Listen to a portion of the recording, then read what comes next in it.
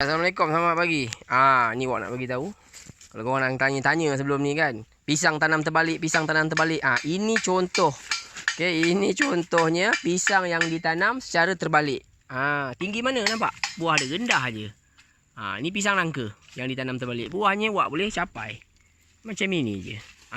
Yang ni yang ditanam secara terbalik. Okey.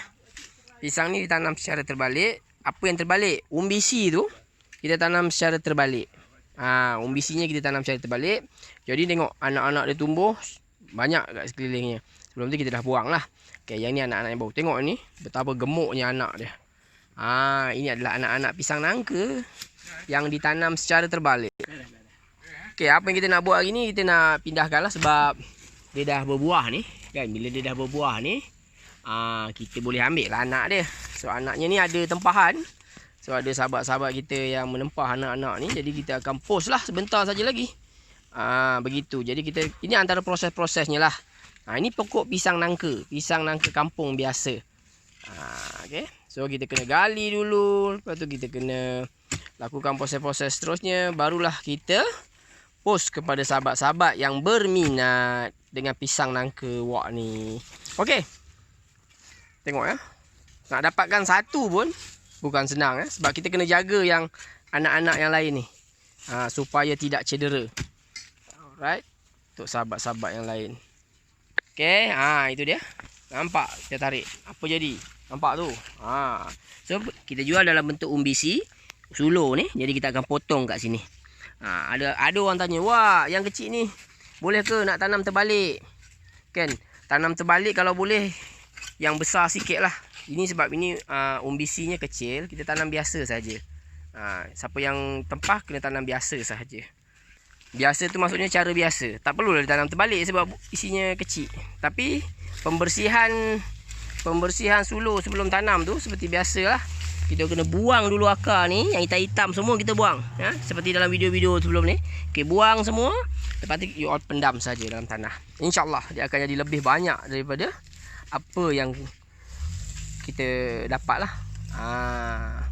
Contoh macam ni lah. Nampak? Contohnya nampak berapa banyak anak-anak keliling dia. Okay, berapa banyak anak-anak yang dah jadilah. Okay. Semoga perkongsian ini bermanfaat. Okay. Nampak? Walaupun macam ni masih boleh. Tak ada masalah, nampak? Sebelah ni kita dah potong macam ni. Okay, jadi ni kan kita kena buang ni. Hitam-hitam ni semua kena buang. Kita tak mau. Akar-akar ni semua tak mau. Kita kena tanam je. Tanam dalam keadaan bersih. Bersih macam mana? Kejap. Okey, bersih seperti ini. Nampak ni, bersih. Bersih. Maksudnya kita buang semua yang hitam-hitam kat tepi ni. Okey, lepas tu you all tanam je macam ni. Okey, pendam terus, tanam. Tak ada masalah. Pendam terus, tanam macam ni. Tapi bersih, nampak? Buat bersih kan? Okey, dah bersih. Yang ini semua tinggal tanam saja.